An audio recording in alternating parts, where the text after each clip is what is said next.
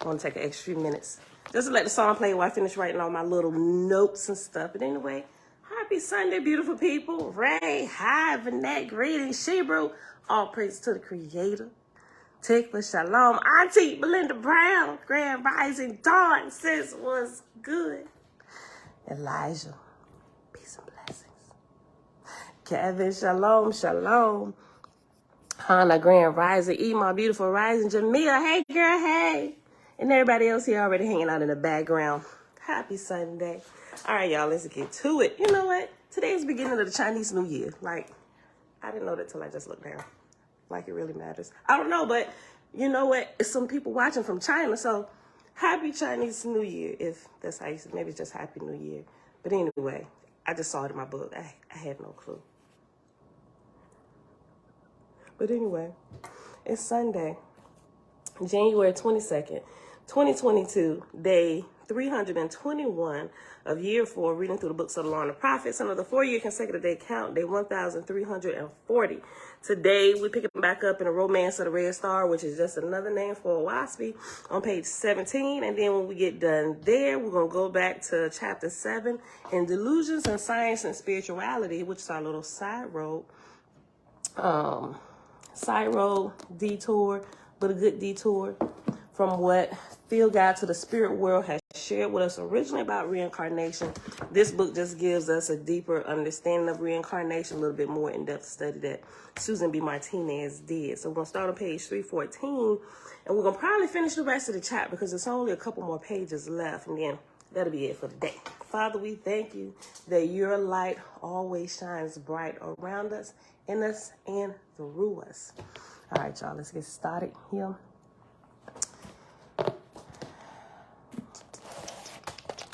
In Big Blue, you will find that we are, first of all,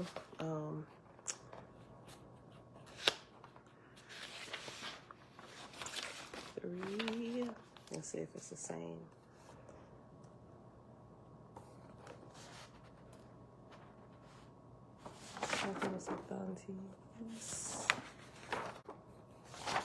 We're in chapter 3, and God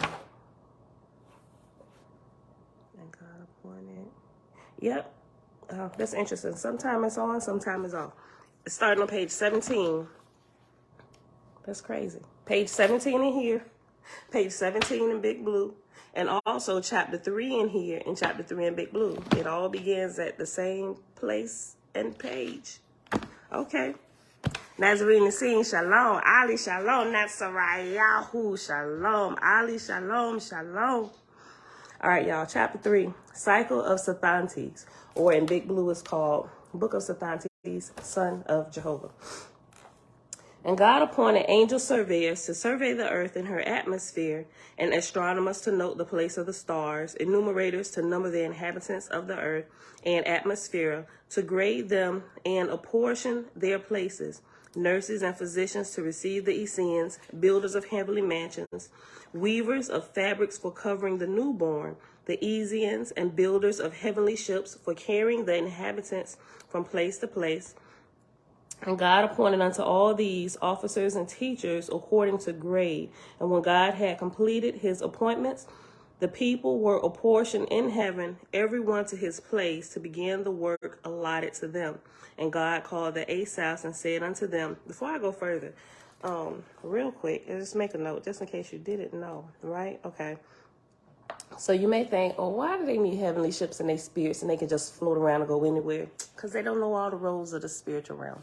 Just like we need GPS here, we need vehicles to get us to places. If you've never been there before, you don't know how to get there, right? So they got vehicles to carry them around as well, right? Especially when you're just getting there, you don't know where to go, right? Especially those who just died, they don't know any other place than here. They tend to linger around, right? Because they don't know where to go. They don't know if there is another place or not. And God appointed unto all these officers and teachers according to grade. And when God had completed his appointments, The people were apportioned in heaven, everyone to his place, to begin the work allotted to them. And God called the Asaphs and said unto them, Go ye down to the earth, and bring me the fruit of the first resurrection. The Asaph said, This will is our will. But what meanest thou by the fruit of the first resurrection? God said, The spirits of the dead. The Asaphs said, The spirits of the dead, who are they? God said, When a spirit cometh forth from his corporal body, this shall be called death. The Asaph said, Who then are the spirits of death? God answered them, saying, O ye that died in infancy, how can you learn corporal things? Go then to my Lord Waga, and he will show you. The Asaphs departed and went down to the earth, and the Lord, through the Ashars, delivered unto the Asaphs 500 Ezians, and they brought them to Horeb before the throne of God. And God said unto them, Who are these? The Asaph said, These are the fruit of the first resurrection. Behold, we know now the beginning and the end of mortality. The earth body of these Ezians was but a womb from which they have now been delivered. I'm going to highlight that. I remember before I had even heard that there even be a book called Owaspy, I already knew to call this a womb. Like the earth is a womb for our spirits, but also the body is a womb for our spirit. The Asaph said, These were the fruit of the first resurrection. Behold, we know now the beginning and end of mortality. The earth body of these Ezians was but a womb from which they are now delivered. God said, Even so, take ye these Ezians and feed them and clothe them, for this is your labor. The Asaphs answered, Alas, we have tried them with all manner of food, on which we ourselves subsist, but they will not eat. God said, O ye innocents, ye feed on Etherian food. These Ezians must have atmospherian food. The Asaphs then departed, taking the Ezians with them. But after a time, they returned to God, saying, Behold, O God, we have gathered the atmosphere of trees of all kinds. Pay attention to this.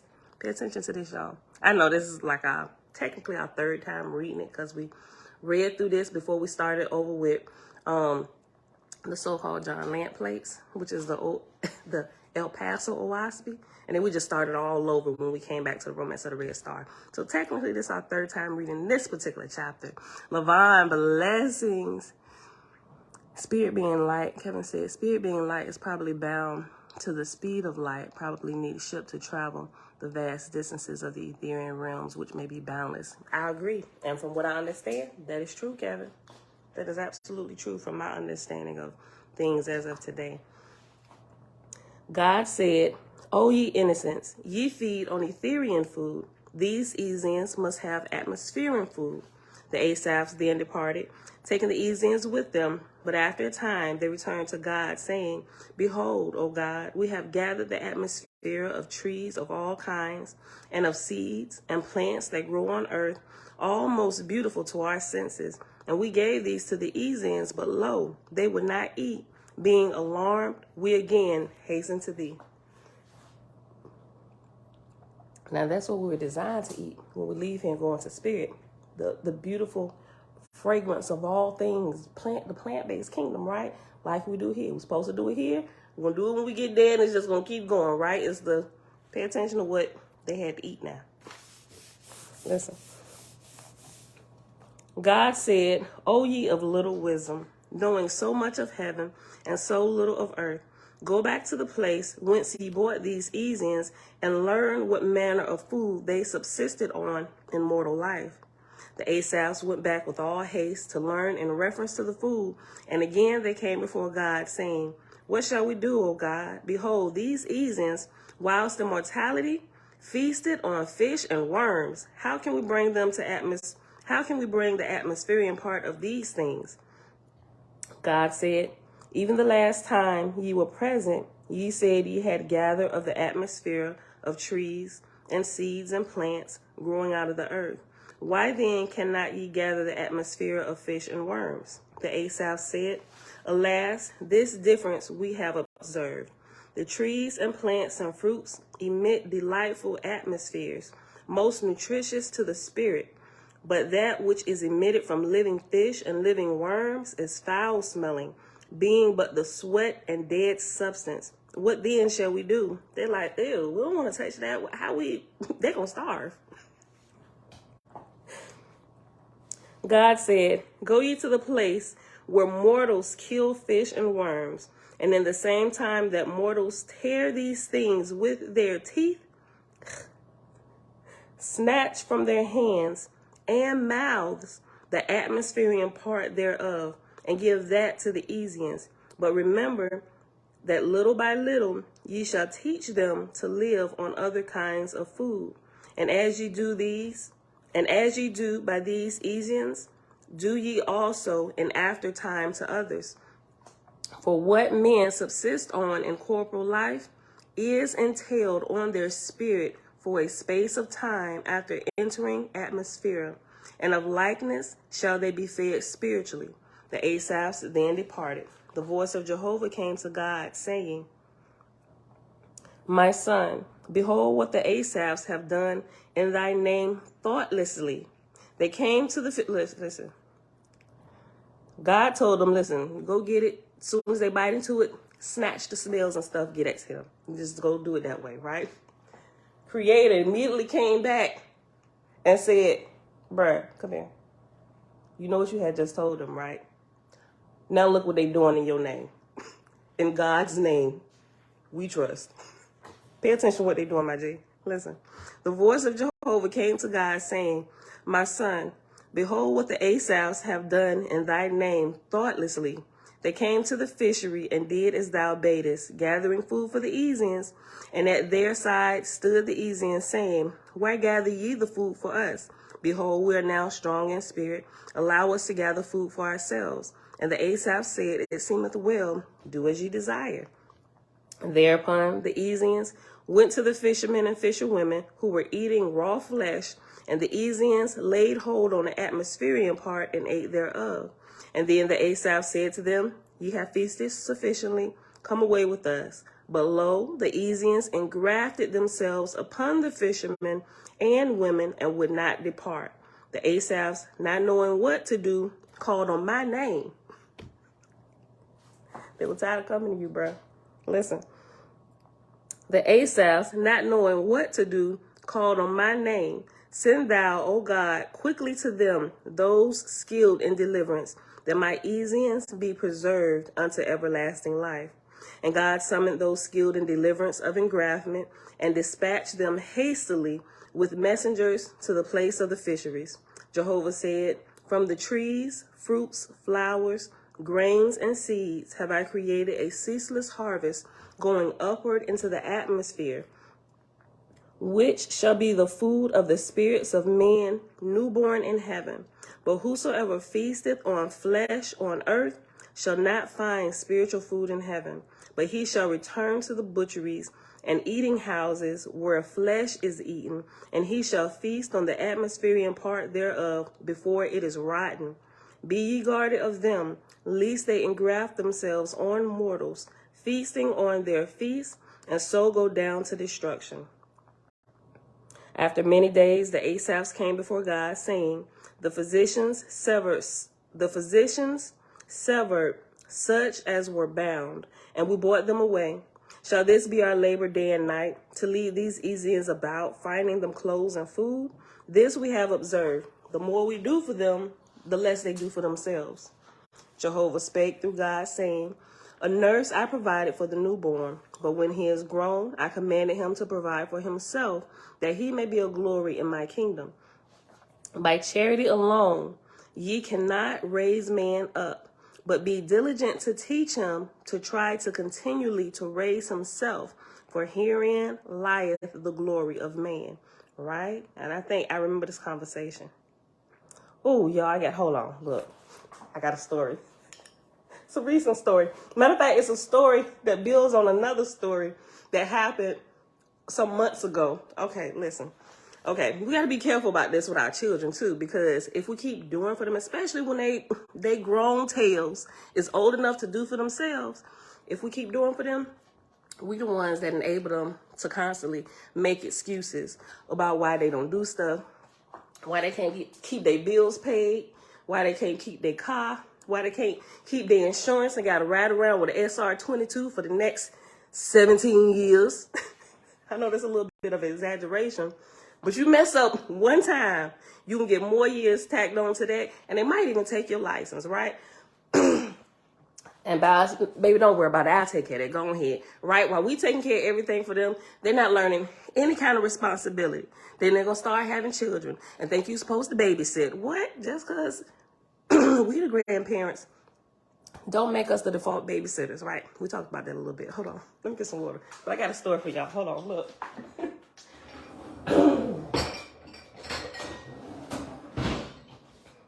So a lot of time, if our children are rogue and vagabonds out here in these streets,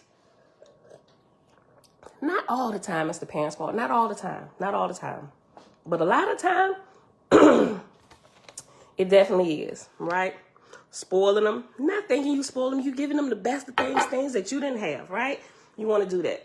But what you begin to realize, or what you should begin to realize quickly, is that it's making them, can I say incompetent? Maybe a little ignorant, at least to life and how they should be living and standing on their own, right? We enable them to be ignorant and incompetent out in the world, not knowing how to do for themselves. Some of them don't even know that you need to pay attention to the mileage on your vehicle, right? Because they think they're supposed to just get in the car and drive it around. Then they don't have a car anymore after it blows up. I don't know why my car caught fire on the side of the road. Parents go out there, send a mechanic or something. I checked the oil. Well, first of all, you know, it didn't literally blow up. It just stopped, right?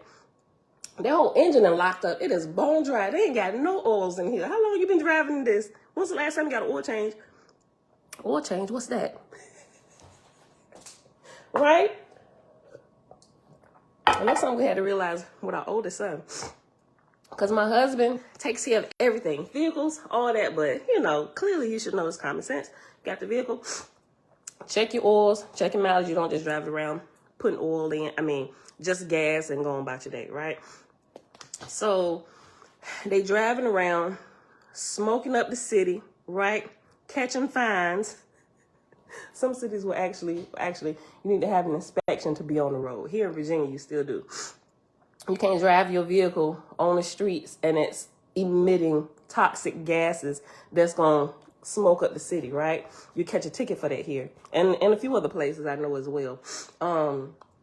But they do things they don't know how to, even a cell phone bill sometime, right? Oh, I didn't know I need to pay this. You thought you can talk indefinitely without paying anybody? Like you think they just handing out free phones and free service. No, my G, if you think that's the case, you are sadly mistaken, and you're going to need to develop your ESP, right? If you want to do that, you're going to need to learn how to develop. But when you're using these good people stuff, they tools and they services, you need to pay these good people their money, right? What? Can't keep the rent paid, nothing. Got to move back in with you, right? All this craziness. I went through a small little situation like this when I was younger, right? Couldn't keep my rent paid. And at that time, y'all, I had a 2-bedroom apartment, right? Living room. It was 2 bedrooms, 1 bathroom. This was right after I graduated from high school in 1997. Guess how much my rent was? 2 bedroom, 1 bath. I want to wait for somebody to give an answer here. Guess how much my rent was? Oh, how far we have gone from these days. Somebody drop a number in there. I'm gonna wait for a number. I bet you won't even guess it. And it wasn't a restricted income place either. This was like the 425. You close, Alicia. 350. Jamil, you was real close. My rent was $325, and I couldn't afford to keep that on. Right? Couldn't afford it. Already had 1 child. Me and my husband hadn't got married yet. I was working at Paramount, the movie theater. I got paid that in a week. I could have paid my rent 4 times every month. But no, I wanted to move out of my parents' house, do what I want to do, tired of my siblings touching my stuff, get out, and not realize I got to pay for all this stuff, right? I mean, you know you got to pay for stuff. Sometimes, well, I'll say my mind. Not that my mama didn't teach me, because she did, right? I used to see them sit, talk about the bills, write out checks, pay the stuff. But all of that didn't really translate like it should have, right? Next thing I know, I'm getting eviction notices. You ain't paid the rent since you've been here. I'm like, what do you mean I ain't? Who am I supposed to pay? That's a little bit exaggeration, but y'all get it, right? I was being foolish with my money, doing everything else except for doing the things that kept me in the place. So I was renting furniture. I rented a whole stereo system that I use every weekend while throwing parties, filling up the bathtub with ice and drinks, inviting friends over. I got all this nice stuff, furniture, dining room, set in the kitchen, all this stuff, filling out my apartment, right? Paid my little cable bill, but not paying the rent, right? Why are you paying for all the stuff in the house when you're about to get the house taken away from you and all this stuff? You're going to be gone, but all that stuff still going on.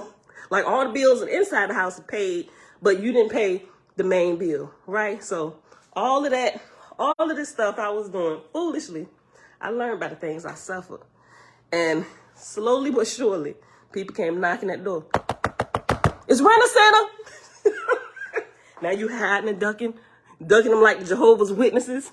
They coming to get they payment, or they loading up all your furniture in your house on your truck. And don't have a front office they can watch and see when you home and they don't like you. And then they call Rent-A-Center. Yeah, she just pulled up right now. Coming to take furniture. Rent-A-Center ain't paid my $50 a week card note. Here come the tow truck. Now I'm forced to not drive my vehicle home. I'm like, you know what? I don't like this life. I got to pay my bills. What am I doing with my money, right? My boyfriend will come over every now and again, right? Although we had a child, we was cool, but we ain't really fooling with each other like that at that moment, right? Because of our own shenanigans and stuff, right? But he'll be over there from time to time.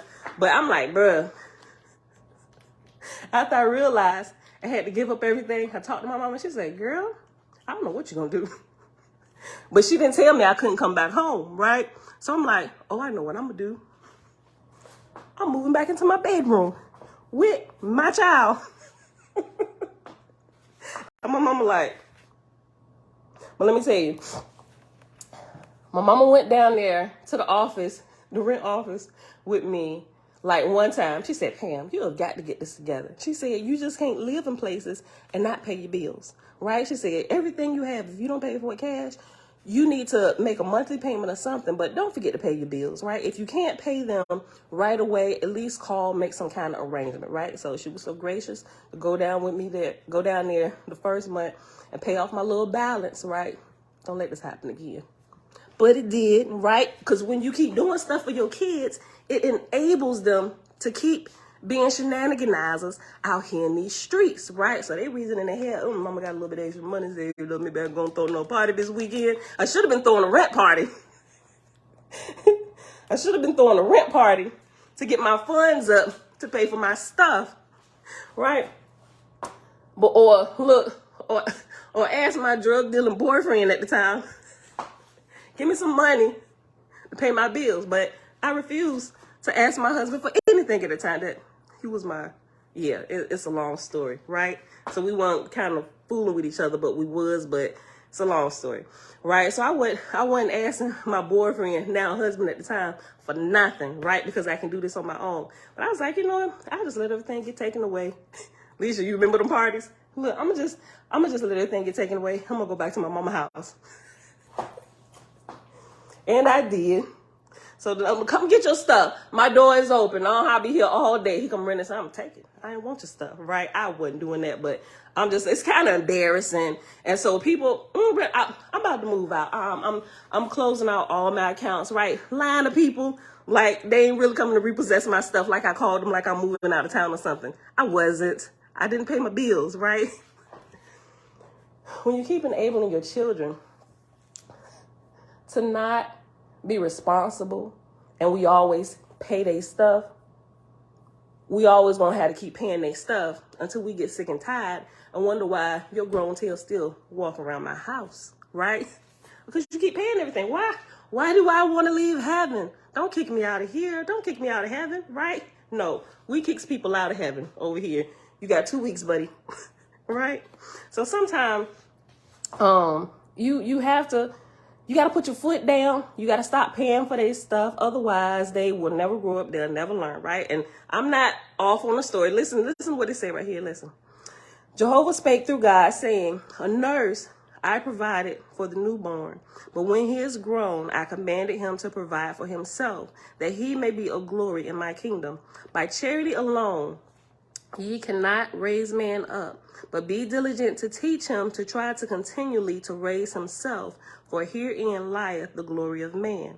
Right? So when they get out there and they can do stuff on their own, my parents, they got to help me with nothing. I did this. Yep, that's mine. I worked hard. I did that. I can provide for my family. I ain't got to call, borrowing money from people. I can do it myself, right? Their confidence grows. They get a little cocky. You know what? That cockiness is well deserved, but keep it all over there because, right?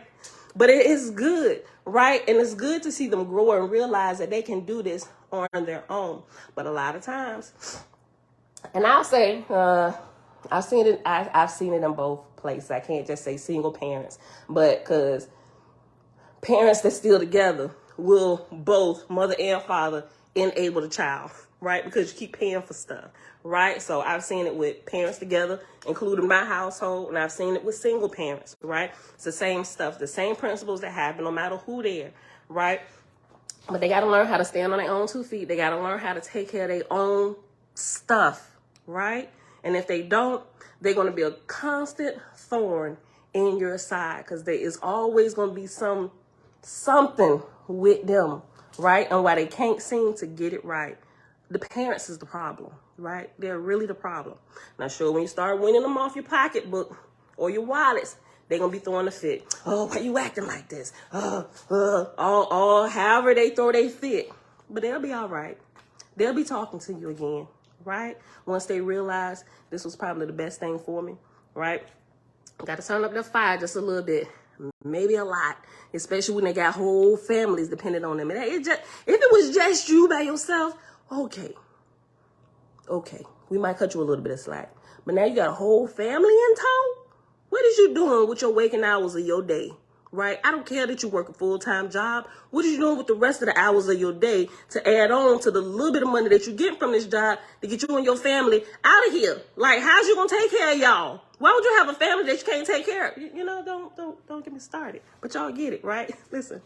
Okay, and a part of this story, remember, even the city, right? At least I know the cities around here, and I'm sure a lot of other cities as well. Remember when I told y'all that me and my husband, we were going to eat. We were going out to eat a few months back, and we were out in Hampton, Virginia, right? And so we noticed when we got down there by Hampton Coliseum that they had put up these little signs that the city started putting up about no panhandling in the city, right? Because down by some of the main shopping areas and stuff, you got, especially during the holidays, is people that panhandle, asking for handouts, standing on a street corner with signs, right? This one guy, I kid you not.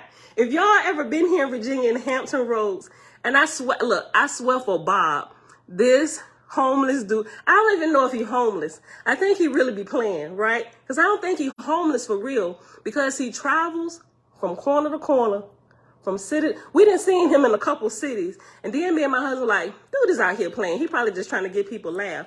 Dude has this sign, I kid you not. Creator is my witness. He's staying out there. He don't look all ratted and tatted, right? But he out there on the corner. So you see somebody out there on the corner. If it ain't a bunch of kids around them, if it's a bunch of kids, it's a fundraiser, probably selling Krispy Kreme donuts. Give a donation, $5, $10. About to put a football game going out of town. Krispy Kreme donuts, yay. If you don't see kids, if they ain't selling donuts or trying to point you to their car wash, if somebody asking to for you to grease the palm of their hand with a little bit of something, right? So this is one dude. He stands out there, happy face and everything, dancing with his sign. You know what his sign say? I kid y'all not. It said, lay some cheese on this cracker.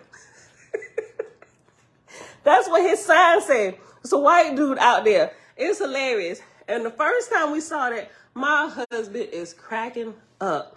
And so he pulled up. He said, bruh, that sign is genius.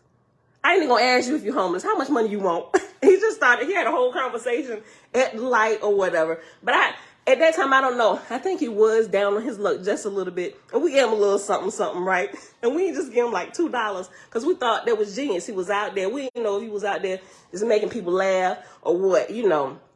So, but we did. And we tend to see him. And he always looked pretty nice. So that's why I'm thinking he's out there maybe bringing joy to people. Or maybe that's just his way to get money. I don't know. We didn't even ask. But he out there. You'll see him from time to time. Hey, lay some cheese on this cracker. He may do a dance or something for you or whatever. But anyway, that's hilarious. But that's not the story I want to tell you. At every corner where there's big panhandling, right? The cities have put out signs saying no panhandling. Okay, so where our office is in Chesapeake. So when we come from our office and we go, like we're going to get on like 264, there's another corner. Right now, they built a casino, right? So there's now, they should have been put it out there, but now they got this casino that's open now on the corner right here when you're about to get on 264 and they building up this. They finally put a sign out there. I told my husband 2 weeks ago, I said, babe, they finally put a sign out here. I took a picture of it and everything. I said, boom, they finally put the sign out here. Please, it said, please do not support panhandling. And it pretty much tell you at the next little sentence, it said, refer them to the city resources, right? Because they don't want you out there in the streets. And half the people out there anyway, I mean, sometimes you can't look at somebody and tell they crazy. But some people, they don't want to follow no rules. They don't want to show up to places when they're supposed to. They don't want to do what they got to do to get the money. It's just, give me something good to eat. Me. Get it. I'm hungry. Well, you need to work for this. No, I'll go to the street and panhandle first. And I don't know why, but it's just some people that is like that. They would rather just go live the life of a bum, like consciously, like nothing is wrong with you physically or mentally. You just choose to be lazy and not do anything. I'll go panhandle. I can do it or whatever. I'll do it whenever I need to get something to eat. What about when you need to wash your stinking body? Like, I'll go to the gas station. You know what? This is too much. People do this. So the sign down there, I took a picture of the sign. We was like, yay. No more panhandling on this corner. Now I ain't got to turn and act like I'm talking on my phone to somebody else every time somebody on the corner holding their sign. I'm like, yeah, so look, ain't got the first earpiece in my ear, but I'll be quick to throw my finger up like, yeah, blah, blah, blah, blah, blah, blah. I'm doing like that, like I'm talking on the phone. Not one earpiece in my ear. Y'all remember I was telling this story? Because there was somebody that came up to my car and I had the kids with me, right? And so I did that. And all 4 of the small kids, they're like, Mom, I know you see that man. Listen, everybody better stop. And I turned up the music. If y'all don't quit staring at that man, making him think he need to come over here, come against, I ain't give him no money. But why? Listen, this man is out here every other day. He should, I said, he need to try another corner. He ain't getting nothing else from me. Not today. But Mom, what if he's really hungry? Well, I guess he needs to go get a job. Well, you can give him a job. They ain't working for us. Right? So having this whole conversation. Right? So the same corner, I will ignore you in a second, right? Now I have a giving heart. But when I see you out here every day, like, to me, that tells me maybe you're not making any strides to do anything. There's multiple corners, at least change the corner, right? But there are certain corners that people like to work because money comes through there. It's an industrial park, right? That's where our vehicles are coming from. People here, they work, they got businesses, yes, this corner is the place. And they just put a casino right here, right? And it's the main entrance to the exits for the expressway, like all of that.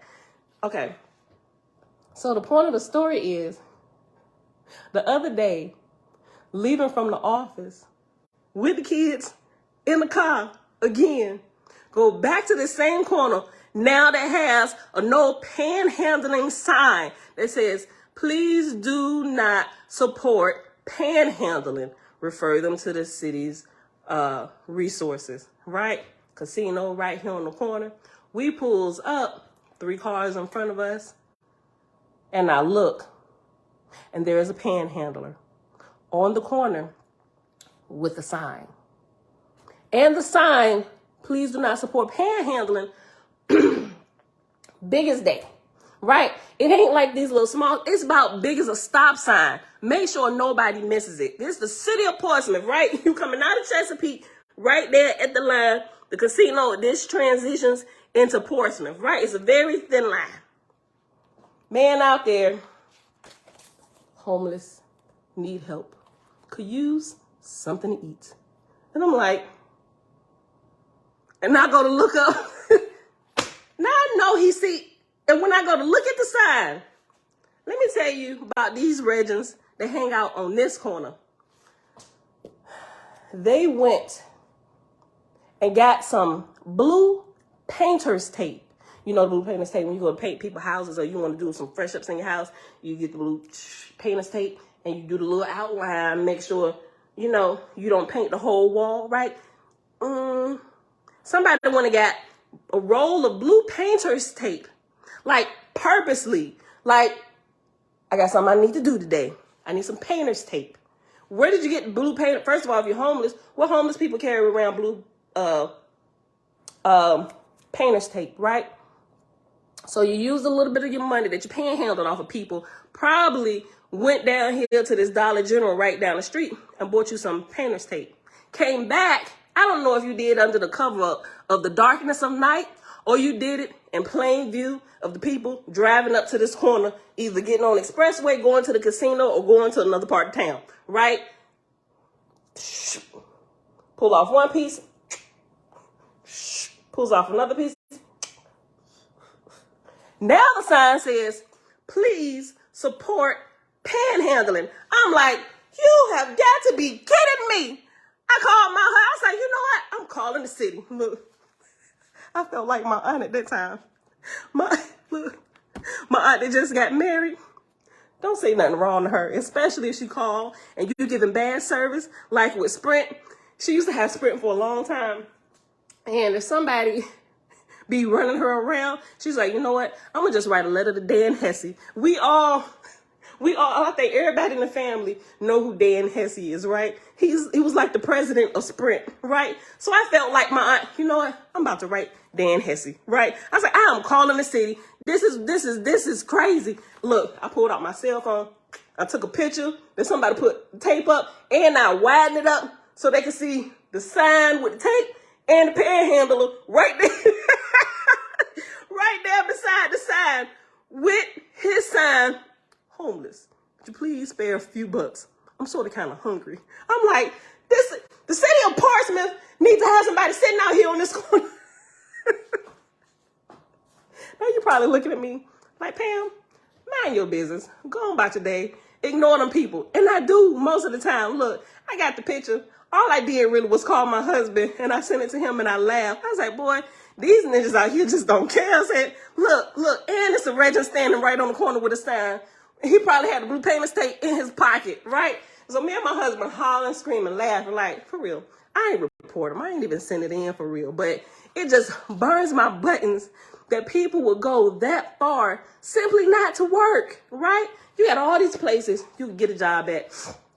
They even have shelters here, right? If you're homeless, where you can go, right? You can't stay all the day long, right? They'll let you come in. You can stay the night, but you have to be there at a certain time. You got clean showers. You got a clean bed, and you need to be out of there by 6 in the morning, right? You can't come in any earlier than, I think, 7 p.m. And on the winter days, I think it has to be 5 p.m. Otherwise, the door is shut and locked, right? So the city has different resources like that. But people don't have to stay out all night in a place that's unsafe. They even have a Salvation Army in a couple different cities that's pretty good about that, right? And I'm like, you know what, that's really good. But it's like some people literally, they will use that. They go to the safe place at night and they just go back out and panhandle during the day. I'm like, there needs to be stricter rules and regulations to find out what these people doing during the daytime hours. Like, you need to be tracking them some type of way, because you're just going to have a city full of vagabonds all the time, right? So there was a story I want to tell y'all. These ninjas that went and covered up do not support panhandling sign. And now the sign says, please, it says, please do not support panhandling. Refer them to the city's resources. They don't put it over do not. And now the sign says, please support panhandling. It is beyond me, right? So this is what the creator, we ain't just got these issues down here on the earth. They got these issues in Hada, in some of the heavenly realms, especially the first resurrection. Listen, they come out of the shenaniganizing country and they come right up here. So the first resurrection is full of shenanigans, right? They want to panhandle here too. Listen. After many days, the Asaphs came before God, saying, the physicians have severed such as were bound, and we brought them away. Shall this be our labor day and night, to lead these Ezians about, finding them clothes and food? This we have observed. The more we do for them, the less they do for themselves. Jehovah spake through God, saying, a nurse I provided for the newborn, but when he is grown, I commanded him to provide for himself, that he may be a glory in my kingdom. By charity alone ye cannot raise man up, but be diligent to teach him to try to continually to raise himself, for herein lieth the glory of man. The Asaph said, if we leave the Ezians alone, they will return again to the fisheries and fasten themselves upon mortals, doing nothing but eat. God said, near the fisheries, but in atmosphere, go ye and fashion a colony, and it shall be your colony in heaven. Thither take these Ezians, not showing them the way to the fisheries. In the colony, put them to work, weaving and making clothes, and otherwise producing, but ye go for the food at the fisheries, and bring sufficient every day, giving only to them who labor, or to invalids and helpless ones. By this ye shall inspire them to labor, which is the foundation of growth. And in course of time, they will not only care for themselves, but join in helping others, which is the beginning of the second resurrection. Behold, this lesson have ye learned, that according to the diet and the habits of mortals on earth, so must ye provide their spirits when first entered into heaven. And I think, let me see. I'll just finish reading this chapter. I was going to pause right here, but it's only like a couple more sentences before the next chapter. I'll just pause after the chapter. Choose ye therefore of your own people a sufficient number to make all things required in a delightful colony, whether it be food, clothing, nurseries, hospitals, or places of worship, or of dancing, raising them up in industry, love, wisdom, virtue, mirth, benevolence, and adoration. And this shall be a new heaven unto you all. This shall be an example of all the kingdoms in heaven. The time cometh when the whole atmosphere around the earth shall be filled with countless millions of angels from earth. Be swift in your labor. The people spring up from the earth rapidly into heaven. Be swift in your labor. The people spring up from the earth rapidly into heaven. And every colony ye now found shall in time to come be a great kingdom, requiring experienced workmen. Whosoever laboreth most efficiently for Jehovah, him will I promote to wider fields. Words are already taking root in the mouths of mortals, and for thousands of years will war reign, might against might, darkness against darkness. Hundreds of millions will be slain in wars on the earth, and their souls thrown into chaos. Even as ye beheld these spirits fastening onto mortals for food, so will millions of spirits in chaos fasten themselves on the battlefields, still battling, or upon mortals, obsessing them to madness and death. And that is where we're going to pause at right there. So that was chapter 3. Actually, it's chapter 3 in The Waspy Big Blue and chapter 3 in Romance of the Red Star. That was pages 17 through 19. All right, y'all. So I know that took a whole lot longer than what I wanted to today because I had to add the story in. I always like to add in some type of homeless story when we get to that part. And it never ceases to amaze me that when we come back around, I got new stories to share on that same topic because of previous years' said shenanigans. Tabitha, shalom, shalom. Jessamy, shalom, shalom. And everybody else that came in hanging out in the background. Y'all probably came in while I was telling this, lay some cheese on this cracker story. Matter of fact, that's going to be in our title today. So I know where this video is at. Donnie, shalom, shalom. Who else came in? Great Spirit, shalom, my family out there in the UK. All right, beautiful people. All right, so we paused on page 314 in Delusions in Science and Spirituality, the Fall of the Standard Model and the Rise of Knowledge from the Unseen World. Remember, this was a book that has a little bit more in-depth research on reincarnation. So when we're done with this, like I said, it's literally like 3.5 pages left. So we're going to probably, hold on, 1, 2, 3, 4, 5, 6, like 5.5. Well, like 4.5 if you like condense them without all the spaces and the pictures and stuff between it. Right, so we'll probably go ahead and finish this. We'll see. If the kids stay quiet and sleep, look, grandbaby's still here the weekend, but, you know, we're helping our son to raise up, right? So if you choose to work on the weekend, you gotta find babysitter for kids, right? Oh, that was so hard to do. It's so hard to do, right? But when we start moving around a little bit more and we ain't here, going to different states for the projects, for the business, can't leave the kids here by themselves. You're gonna have to work out child care and stuff, right? It's a little tense in the house, right? But it's okay. He'll be talking to us again. We don't become default babysitters, right? So, but bright and early, the butt crack of dawn. 5 a.m. Nope, actually about 4:30 up. Getting all 3 of the little mini Murphs ready to go out. Proud of them this weekend, right? Walking around puffed up with air and mad, but it's okay. You're gonna see how this is gonna develop you, right? Because if it's an emergency and we are out of town, and you used to just leave them here on the weekends and you got to work, what you going to do? We ain't going to be here, right? And so instead of putting you in a tizzy and that come upon you unawares and you don't know what you're going to do and you had to call your boss, say, can't find a babysitter, we're preparing you for that now, right? So you working through it. You working through it. But I bet he had them up bright and early, got them fed, got them dressed, and I look, me and my husband upstairs, because we got cameras. I don't know, look, sometimes he peep in and watch from work, but if you see me talking about you, yeah, we talking about you. Look. So we got cameras around the house, and we got the app. So anytime anybody come in out of the house, anytime a code is punched in, all of that stuff, right, we get the ding to our phone. So we be laying up there right in the bed.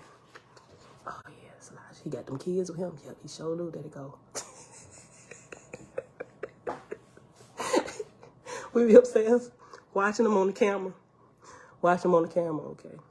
Yep, he punched the code in. All right, they gone. You know?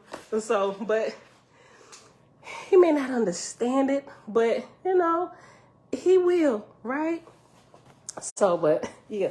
So with us reading this from Romance of the Red Star, like all of this stuff apply to us too. Like I don't just be reading stuff. Like I be really reading this, taking it to heart, babe. How can we just, as they said, wait, hold on. What they saying to Waspy this morning? I'm like, look. But seriously, this stuff, it's true. You can test some of these things, right? It was like, we don't want our children to be out here vagabonds.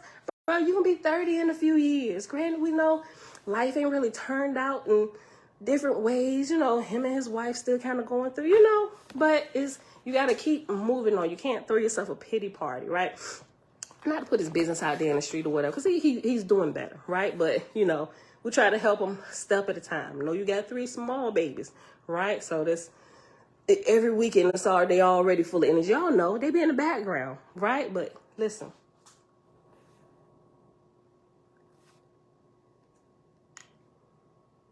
Listen with your other ear.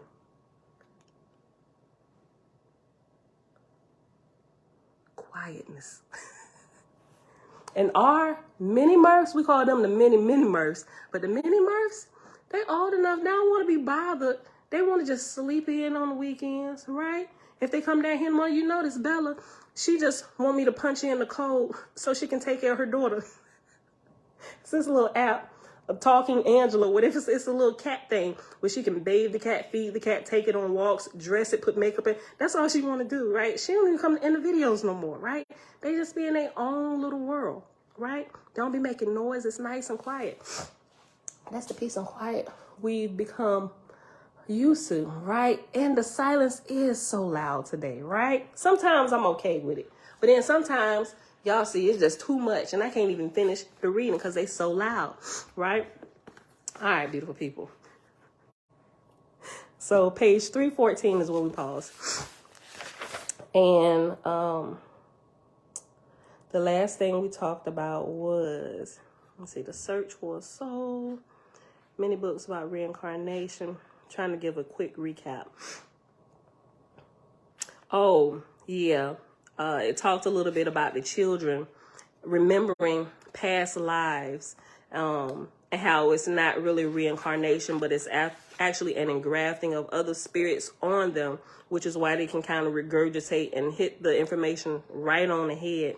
So that, and also it's talking about undeveloped sensitives or undeveloped mediums who are overshadowed as well. So, okay.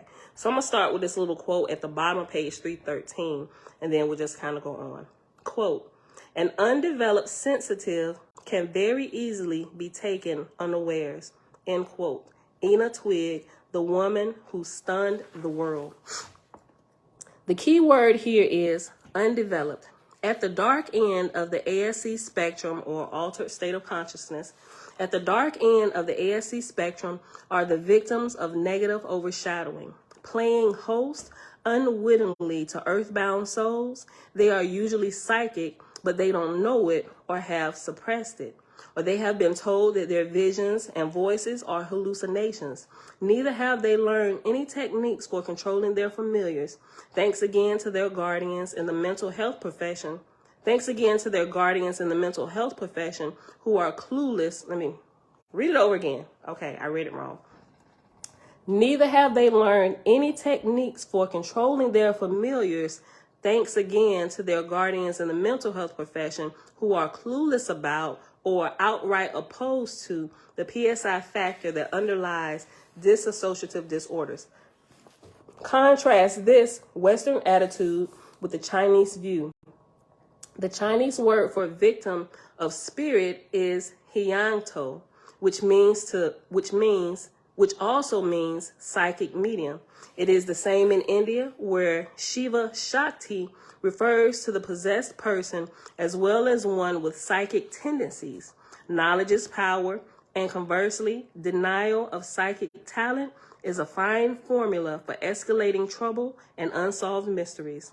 Past life recall, little more than a dressed up form of spirit possession, represents low end of mediumship and, albeit inadvertently, the glorification of earthbound entities. These attachments, as Dr. Wicklund once explained, summarizing his 30 years among the dead, are due to the millions who remain in the earth sphere, still held by their habits or interests. How do they break into the human aura?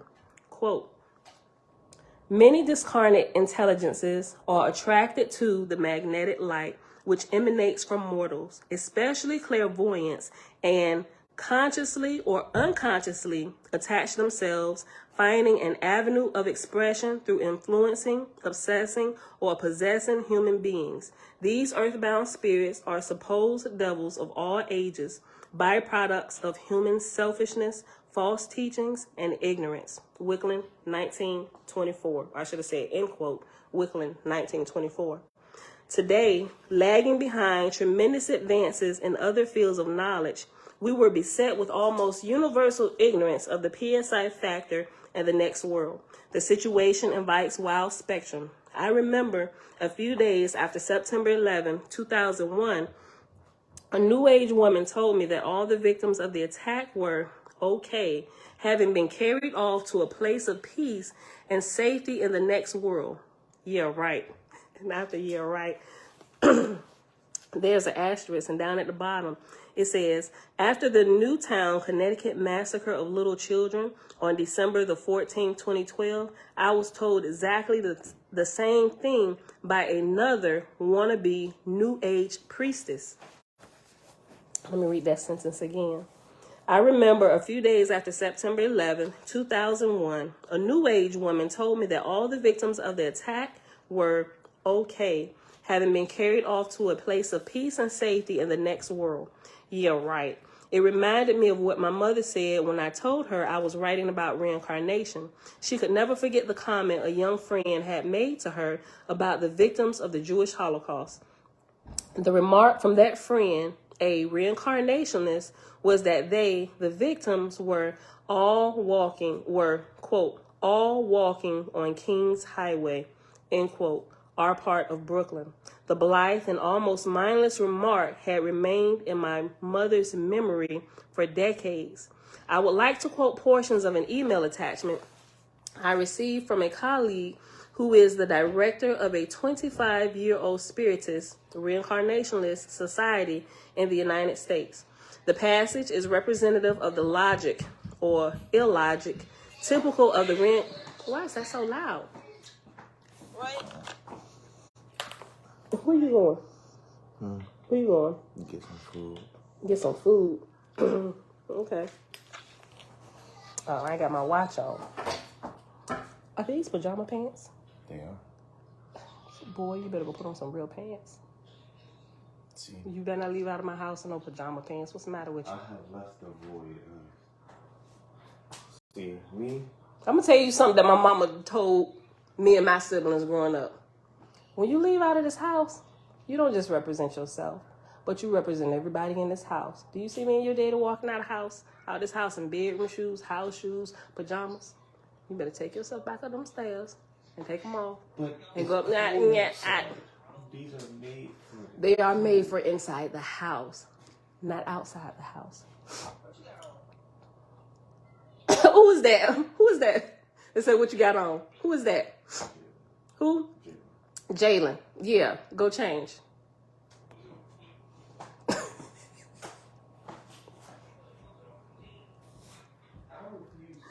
What do you think this is, right? Listen.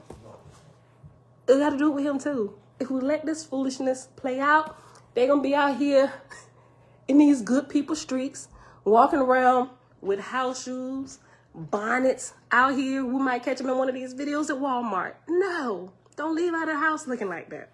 All right? I don't care if you is, just run up to the gas station. Are you getting out the car? Change clothes. Sorry. My mother and my father put that deep, deep down in our shanana, and it won't let us go.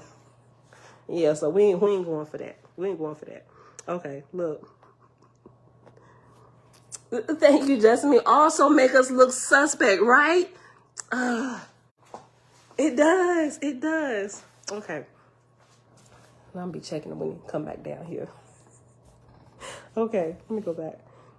I would like to quote portions of an email attachment I received from a colleague who is the director of a 25-year-old spiritist reincarnationist society in the United States. The passage is representative of the logic, illogic, typical of the reincarnationist spin on, quote, soul growth, end quote, grammatical errors left as is. Quote, Heaven and hell go against reason. How can the justice of a God be reconciled with a doctrine that would condemn wrongdoers eternally to hell? Would not the Creator forgive us infinitely and give us the means to improve and redeem ourselves, no matter how long it took? Meaning rebirths, of course. Reincarnation is one of hope. Reincarnation is a universal law. Other religious beliefs do not answer the question, why does a good person suffer? Only reincarnation can answer this, for we do not know what faults or crimes that good person may have had or committed in a past lifetime for which now they may be atoning for in order to spiritually and morally progress. So clearly we know that that's garbage, right? She says she's just repeating this and left all the errors and everything as is, right? End quote. Whew. Redemption, atonement, forgiveness, hope, universal law, creator, spiritual progress. Never doubt that this new reincarnation is a religion, a fisher of souls, though followers deny it, pointing out that they have no priesthood or ceremonies. They lure, the hook, the promise is, the lure or the hook, the promise is, quote, soul growth, end quote. The beauty of this process. Okay. You don't have to, like, I hate the fact, but yeah, we gotta end up growing our own food. Like, they even got to the fruits and veggies. A guy made this solution in the water. He poured it in 2 things of tomatoes. He had regular water and the water he got. Poured it in there. It took all the pesticides off of that water. Off of the, not the water, off that, off the vegetables. Poured it back. It looked like, it was like a yellowish tint on it. Yeah, that's what pesticides look like when you washing off of food. Okay, yeah. We got to get this garden and stuff tilled up and going. I ain't doing nothing this cold season, though. Although I should be prepping. I will. In about a month, I will start prepping. All right. Never doubt that this new reincarnation is a religion, a fisher of souls, though followers deny it, pointing out that they have no priesthood or ceremonies. The lure, the hook, the promise is, quote, soul growth, end quote. The beauty of this process, they say, is that each incarnation offers us a fresh opportunity to learn from our mistakes.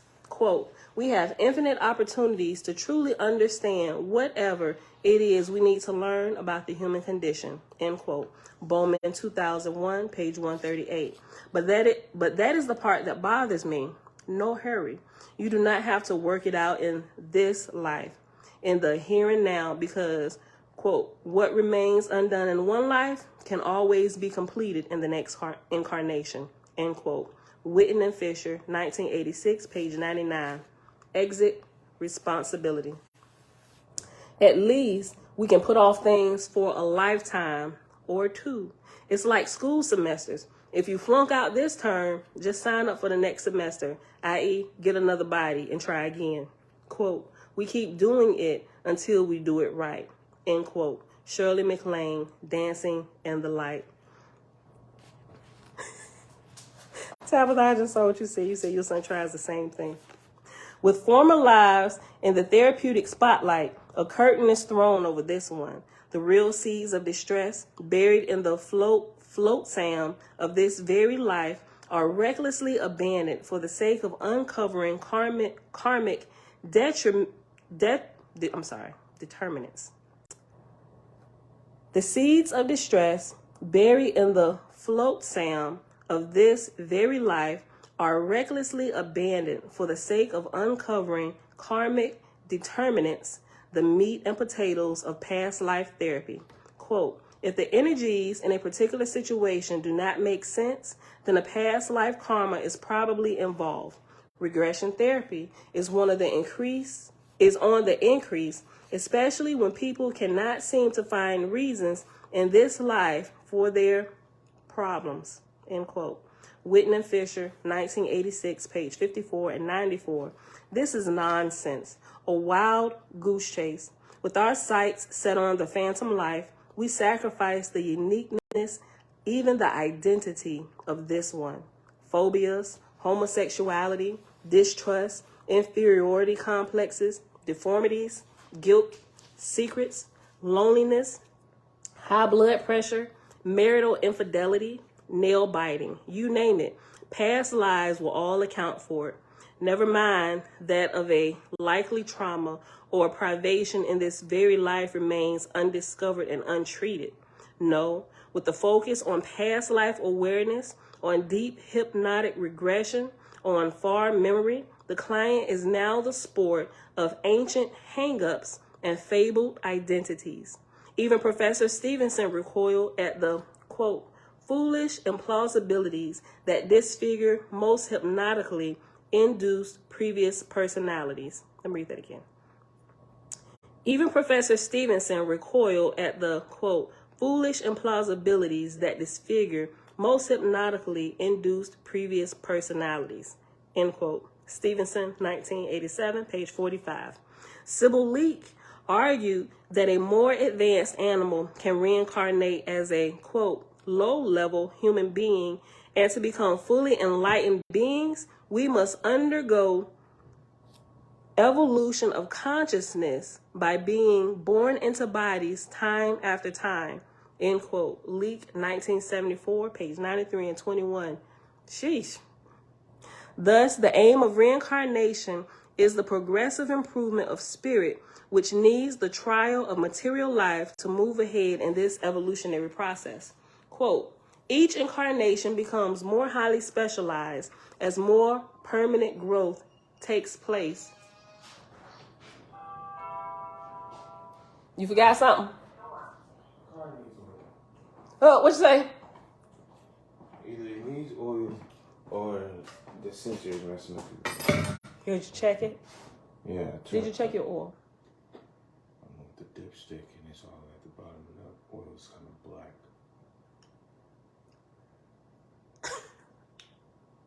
Go talk to your daddy. It's not that funny. Don't worry about it. Yeah, it ain't gonna be that important to him. He's been teaching you about your vehicle, Jeremiah. See what I be talking about? See what I be talking about? He come back in. I guess it's car smoking. He was like, we're gonna stop doing everything. Right. What oil change? Or what's an oil change? Right? The professor of the house, Jeremiah. You telling us and giving us dissertations on all of this stuff, but the simple matters of a vehicle have thus not paid attention to the lessons from thy father. Oh, your car ain't running? Well, I guess you gonna be waiting to get paid, buddy. Right?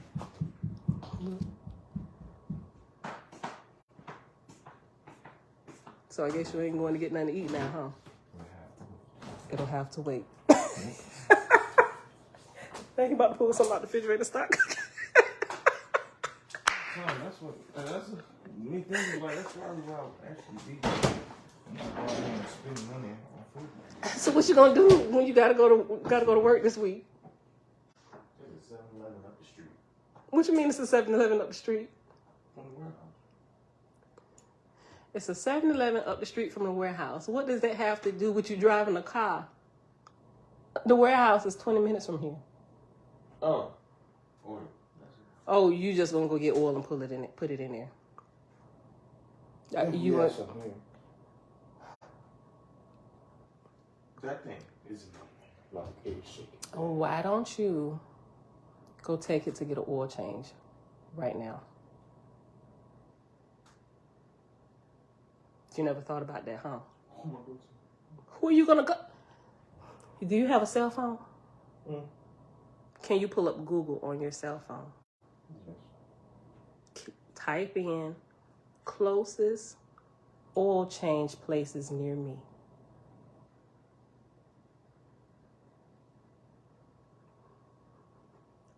Stuff like that you can do yourself, though. Do you know how to do it? Do you know how to change the oil on your car? You know what YouTube is? YouTube is very valuable in nowadays society. You know, we're going to be signing this car over to you. When we sign the car over to you, you can do whatever you want to do. You want to go out there and tinker with it yourself, not knowing the engine from the transmission? then do you, boo? Have at it. See, but don't be asking to borrow our vehicles. You don't mess with change. You know what he just said? This is the professor of the house, Jeremiah. Come here. Come show your face. Come show your face. Look beautiful. He like to give y'all. He like to cut you in. mess with transmission fluid. You don't mess with nothing with that unless it's actually a problem with it. You drain the fluid in transmission, put some new in it. You gonna mess it up more than you. No. So many mechanics. I simply said, why don't you take it to go get an oil change right now? You said, because that's something you can do yourself. But do you know how to do it yourself? I can put the make, model, all that on YouTube and how to do the oil change, and you can be like, oh, here, First of all, do his spark plugs on his BMW off of YouTube. That's Uncle, and that's his own BMW. He does that too, and he knows how to do that. It's oil. You don't. First of all, if you do it, you better take it to some parking lot out of this neighborhood. Don't do that in here, in our driveway. What? Right? No. Oil pan, oil, no.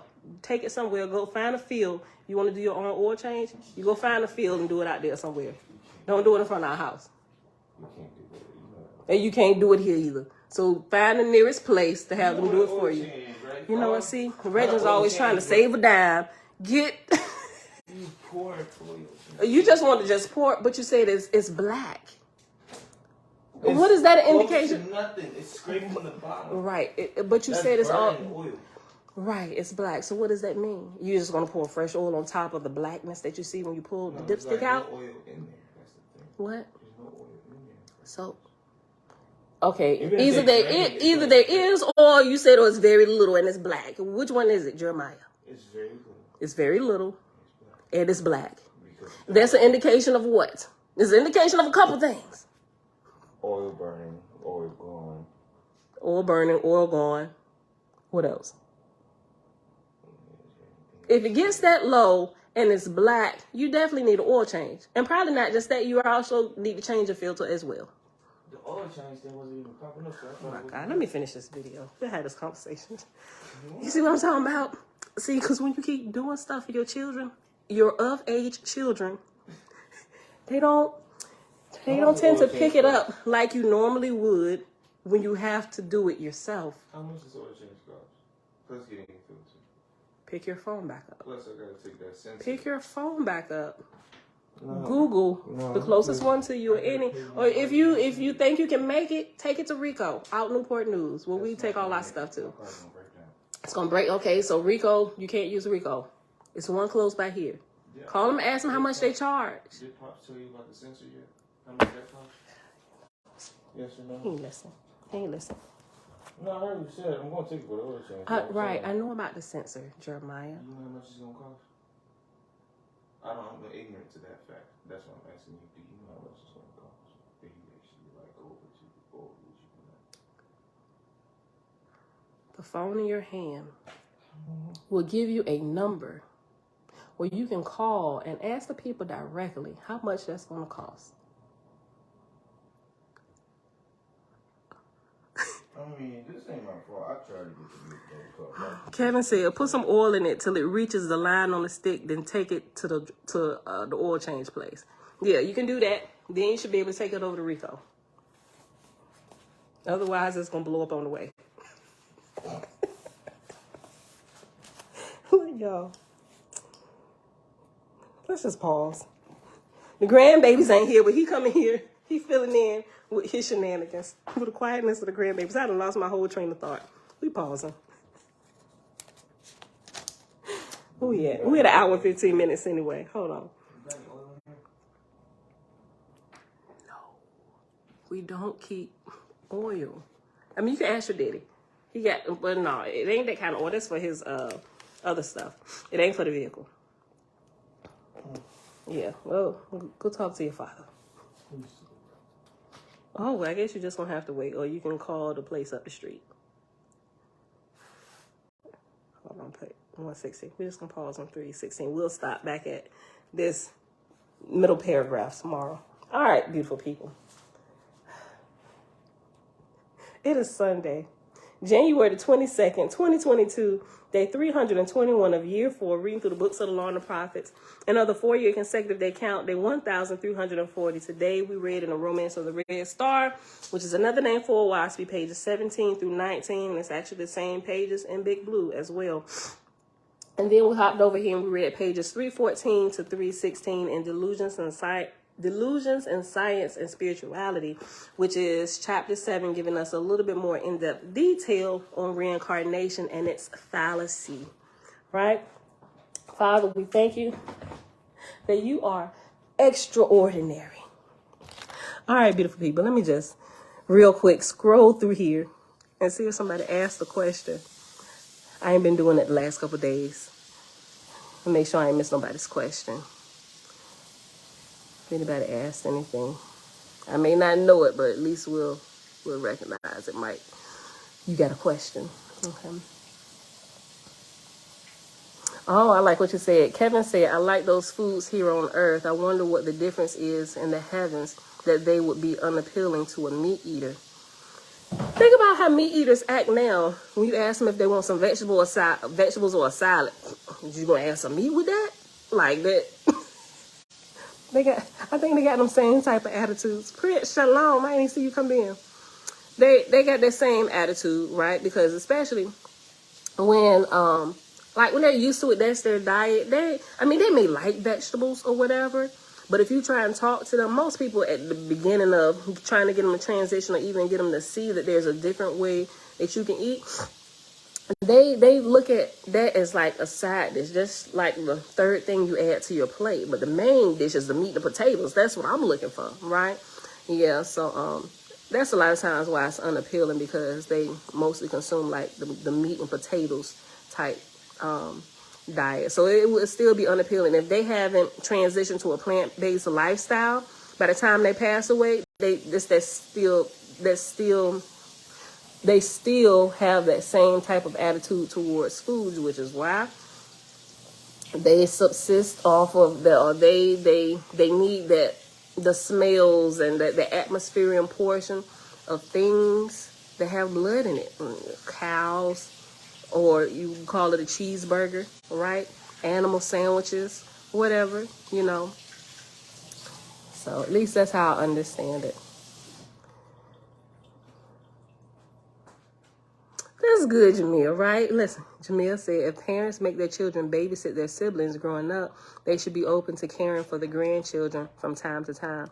They really should, right? I mean, we did that growing up, too. The oldest one always get their turn babysitting, right? They've done it as well. The younger ones, not so much yet. They still need a babysitter over them. Even though Josh is saying, I'm old enough now, I'm 12, I can babysit them, because we don't want to go with you every time you go somewhere, because every time I go somewhere, they're coming with me. I was told to babysitting myself. Right. You wasn't even at the crib. I was doing that. Actually, I started at 9. You didn't. We never leave you in the house by yourself. Girl, before you turn 12. First of all, I've never left you in the house. Now, your daddy may have left and not checked the house and not realized you were still there. He said, don't open these doors. Oh. Go get something to drink. What you mean? But anyway, when they're 12, though, I think it's at the discretion of the parents on how mature the 12-year-old is. In Virginia, you can start babysitting.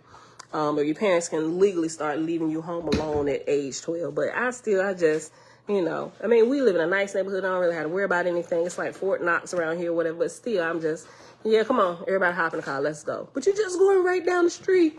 I don't care. Hop in the car. I don't want to ride in the car. I said, well, listen, you ain't going to, can we go around TT house or at Alicia house? No, let's go. Because they got a bunch of kids over there too. No. Yeah, so. But they should be. I don't know. I'm thinking about it. I'm thinking about it, but not just yet. Even though Josh is 12 and he was like, I can babysit, Mom. I can. And I'm like, yeah, we'll see. We'll test it out. I don't know when though.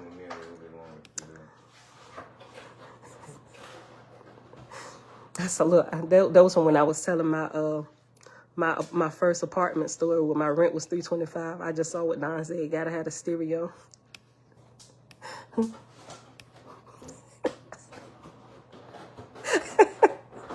I didn't realize all these comments.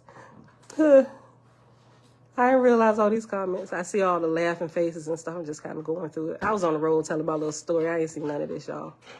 Oh, yeah. Cold. Them weekend parties was the best. Making all kind of drinks. I was proud of my little blender. All different kinds of drinks. Although I wasn't the drinker, I make you a drink real quick because I'm proud this my place. Yeah, I'm the bartender. What you want to drink? I wasn't really a drinker. Never have been. I've been drunk once in my life off Mad Dog 2020. And that was it for me. That life is not for me.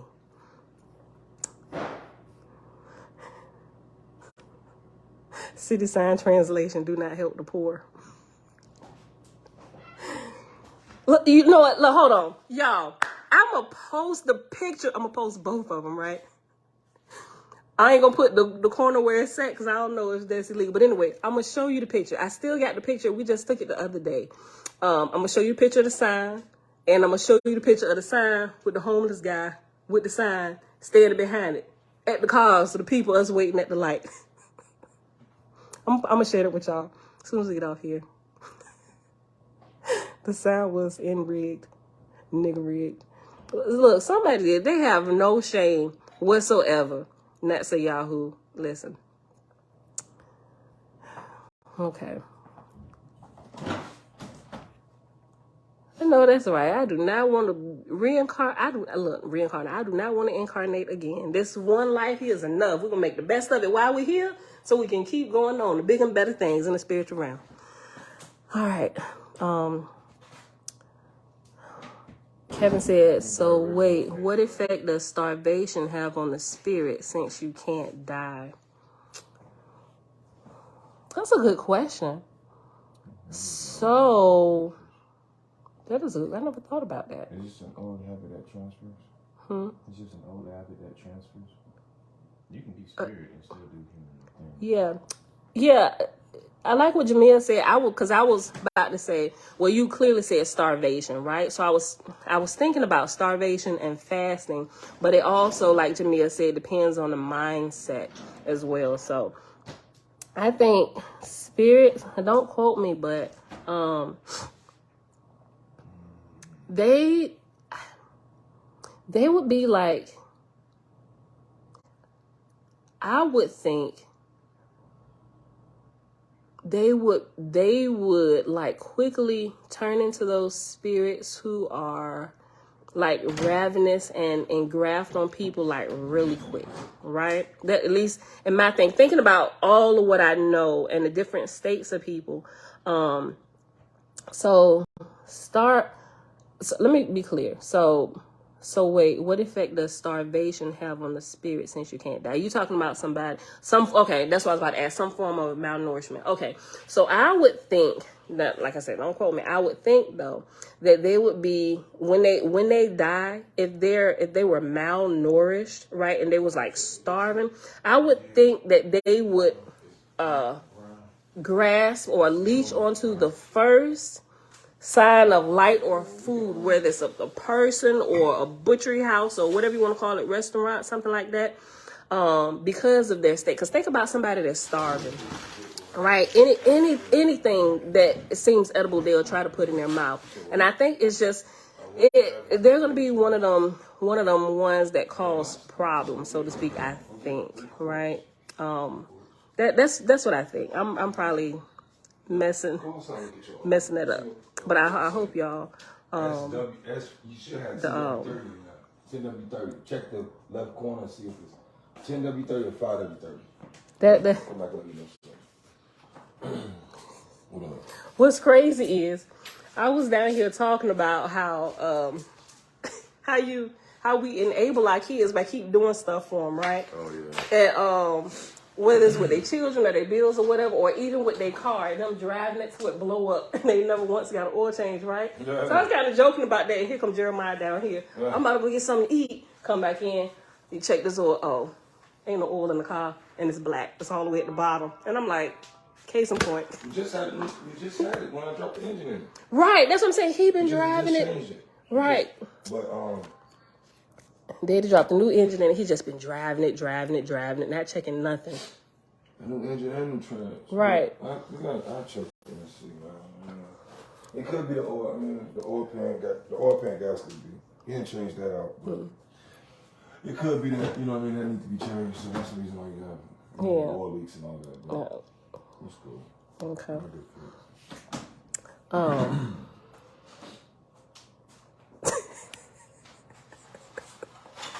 And be grateful he ain't put cooking oil in it. Oh wow. Oh wow. I had somebody one time, they had it was summertime and instead of putting antifreeze in the truck, they put straight water. Where the antifreeze go? Straight water. I've known a lot of people that do that. Yeah, but I mean that's just it ain't got. It's just dumb as I don't know what. You lazy as I don't know. I mean, what? I know people that drive around have a vehicle, man. I can't stand people who don't take care of their vehicles, man. It's like, just walk. Get a 10 speed or just walk, man. Yeah. I just don't know.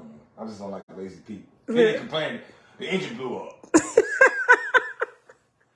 You think? Y'all see where I get it from, right? You think? Don't you think like I'll blow up on your butt too?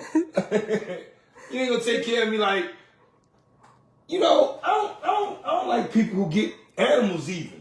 You get a dog, you don't let the dog out, then you want to beat the dog because they doo-doo in the house and pee in the house. When you don't even let me outside. You're not a good owner, dog. I will bite your butt. I would tell you when the dog, I'll turn on you. I would turn on you, dog, like straight up. Yeah. I mean, I'm just saying. Certain people just shouldn't have certain things. I'm just saying. I agree, so they learn. Tikva said I only had one blow up on. Oh, shoot.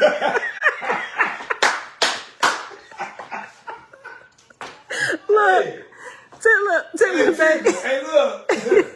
Wait, tell a story about that. I want to know. Listen. I really know. No, look. Was you on the highway? Wait, listen, let me finish.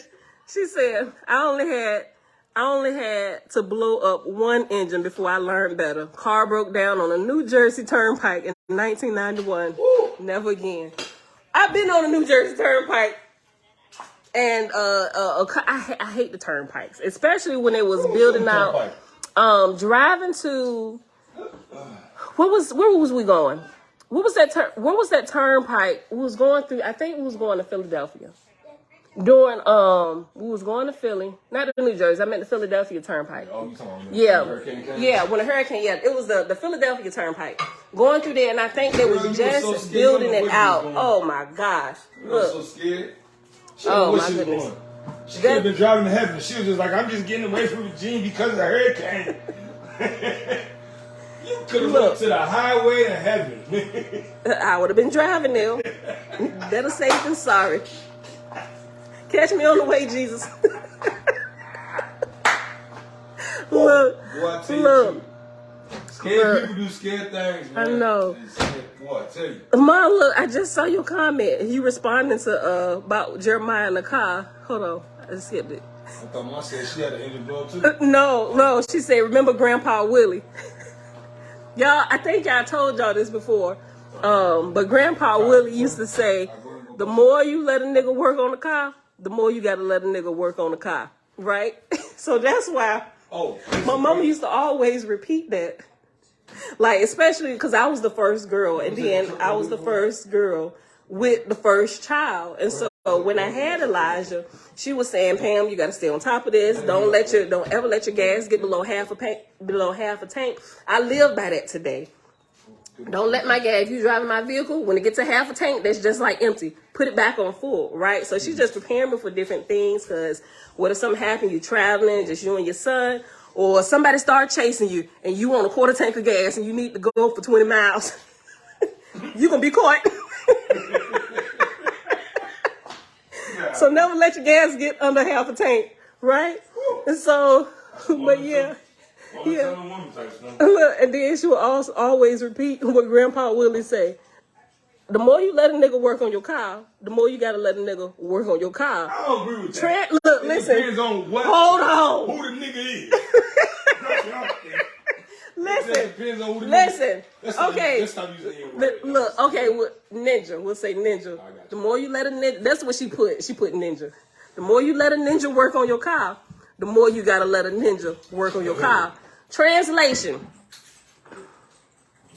If you get one of the homeboys or one of the family members around the way, oh, I know how to do that. You save a little bit of money. Just give me a couple dollars or fix me a plate of that food. I'll do it for you. Some of them be real good. They know they craft, but they get around to it when they want to or whatever. They don't do it all the way. She said, Pam, just go to the shop. Whatever you need done, have them do it there and get a warranty. Because if they break something or something happens, they will fix it for you. Right? And so that's what I did. Now,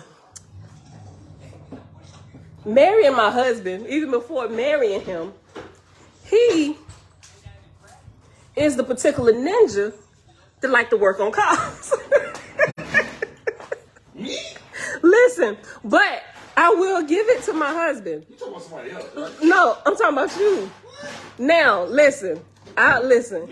Yes, my husband, he would get out there, he'll diagnose. Some things he know how to change, but he know his limit. No, we can get professionals to come in and do this because I don't want to avoid my own warranty, right? But he has a really good understanding of vehicles, how they work, the indication of different things. And we have a master mechanic who's really good friends with. They talk all the time. Anything that happens is a couple of different ones, right? So depending on what's going on with the vehicle will determine where we take the vehicle to, depending on their expertise, right?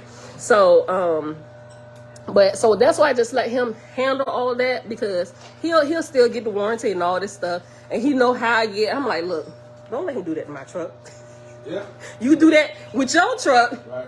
But my mama always told me, the more you let a ninja work on your car, the more you gotta let a ninja work on your car. Don't do that. Take mine to the shop. Bring me the warranty, please and thank you. And I do take yours to the shop. I don't let everything ride like that with your vehicle. I take Tigva, great memory. Listen, hold on, this for you, baby. She said, Tigva said, Sis Pam, didn't you take Honey Bunny car and it stopped on you at the store? Remember? Before we gave the charge of the Jeremiah. Oh, before I dropped the engine in, yeah, it sure did. The more you let a ninja work on your car, the more you gotta let a ninja work on your car. And me and Bella was in there, and it started shaking while I was on the expressway, and I got off. And as soon as I got off the expressway, yeah, Bella, and Saya was in there. Right, Tigva, very, very good memory. You be paying attention, sis. Tigva, listen. I liked your first story. You didn't have to just say what you just said. You really didn't. Case in point, right? So, but yeah, y'all, that's it. That's it for today. You ain't have to tell them stories you just told. I mean, but it went so beautifully with the lesson. It really did. It really did. Like, how could I have planned it any better for Jeremiah to come in and say, the car smoking, I think it's about to blow up. Still smoking? No, he just came in and I'm exaggerating. Look, he just came in and said, he woke me up on my sleep, man. I was getting knocked out. Yeah, because he was for sure about to go out this morning and go get something to Where you eat. about to go? Go get something to eat. Why you got gloves on? Just looking at oil in my hand. I'm just doing it for the pizza. You got gloves on because of what? The oil on my hand. Oh. I'm like, you know how your mama don't touch meat and all this stuff. And I thought you turned into that too. I'm about to say, man, hold on, wait a minute, man. Listen. Right here. All right, y'all. Look, yeah, that's it. Grandpa Willie never steer you wrong.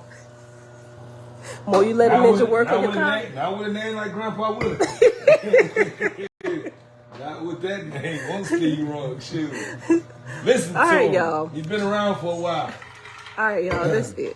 We out of here. You took this out? Oh, yeah.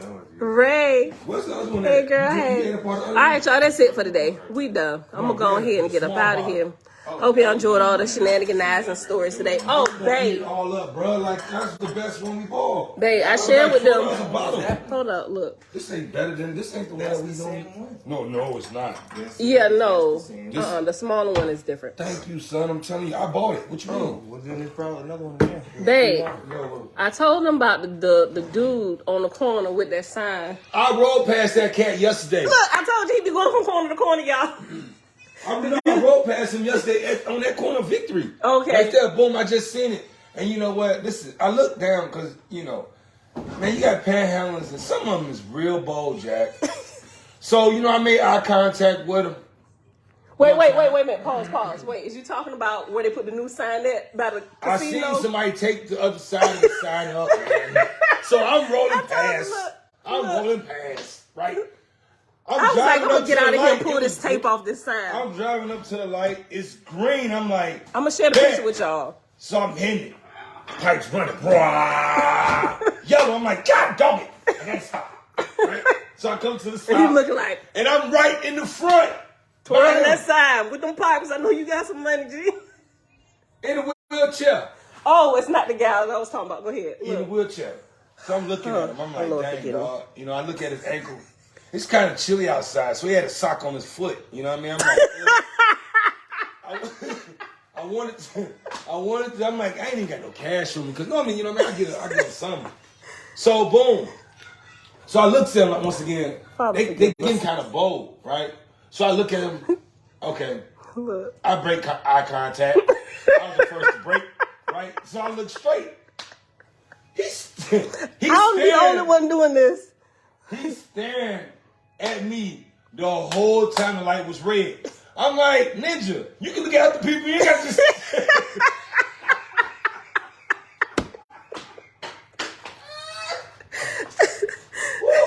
All right, my truck's still running. Go ahead. Know what you're getting. I know y'all be having these type of stories.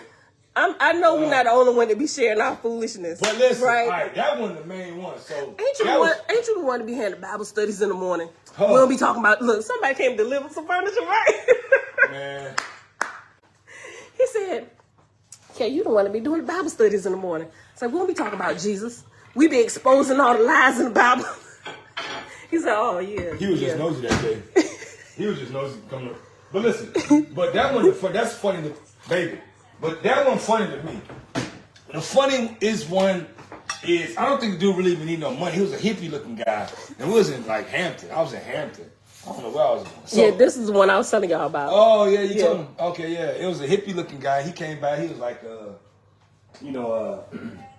can you spread some cheese on this broke cracker? Okay, so I said lay some cheese on this cracker. Go ahead. That's what he said. He said, can you spread some cheese on this broke cracker?